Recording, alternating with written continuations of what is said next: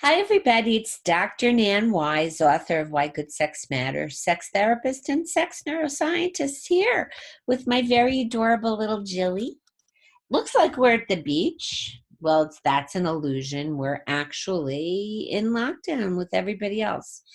So a piece just came out that I was quoted in Best Life, the 12 tips for couples who have a long distance relationship as a result of being quarantined. And I'm going to follow up with a video because that's a really popular piece and I think it's really important.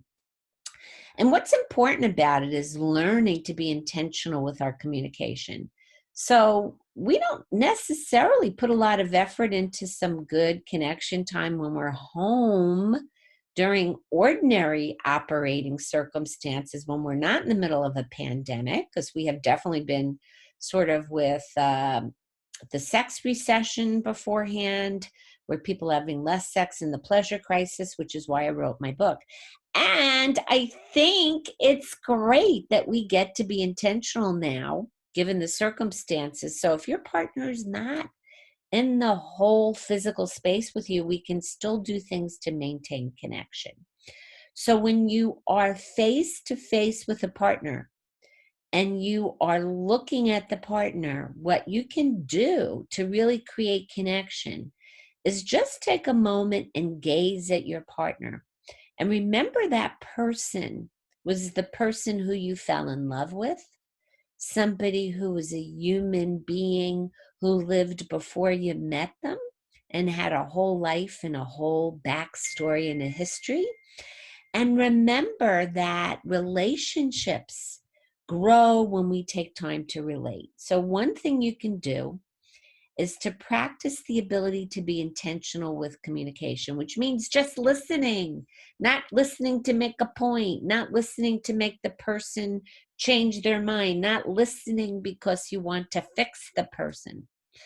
Especially now, we need to learn how to tolerate our feelings about what's happening so that we can be as relaxed and resilient and resourceful as possible. So, I'm going to give you some hot tips about how, if you're at a distance, you can connect so you can make time. Let's say connection time and make a regular habit. Let's say 7 p.m. We're going to get on our platforms, whatever it is, and we're going to have an intentional connection time.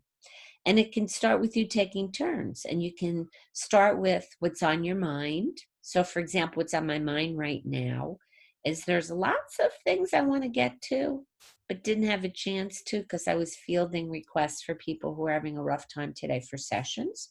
That's what's on my mind. What's in my body? Well, noticing that I'm sitting now kind of feeling a little bit like my body wants to move because I was sitting all day. So probably when I get done with you guys, since I'm communicating with you right now, I'll go move my body. What's my emotional weather? Well, I'll tell you, this morning when I woke up, my emotional weather was quite stormy. My daughter, who works on the front lines with COVID, was having some symptoms with difficulty, shortness of breath, which have turned out to be asthma. Since they cover the masks, when they recycle them, they put in chemicals when they to sterilize them. So she had a bit of an allergic reaction to that. So she does not have COVID. Her lungs are okay, except for she has asthma, so she's sidelined. So my emotional weather is much more sunny now than it was this morning. So those are the kinds of things you can do when you talk to a partner. What's on your mind, what's in your body, and then what's your emotional weather. And we can just listen. So it's not about trying to fix anything, folks. It's about connecting, being present to our emotions, and being able to tolerate our feelings as well as our partner's feelings is what really creates the potential for long-term sexual enlivenment. In my book, I write about couples who are able to have a long-term relationship with lots of sexual potential.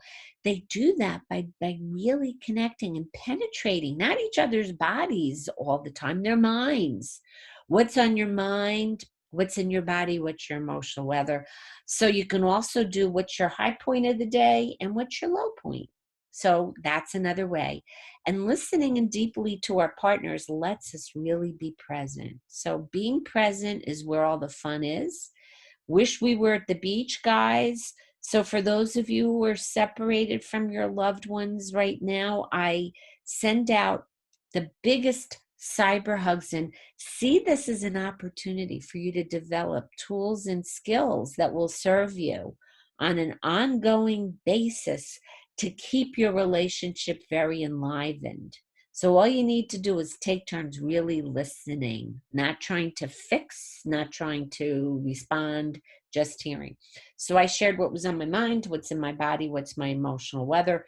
You then in turn can share with your partner what's on your mind, what's in your body, what was your emotional weather, and what your high point and your low point of the day was. So talking to you guys has been a big high point of my day.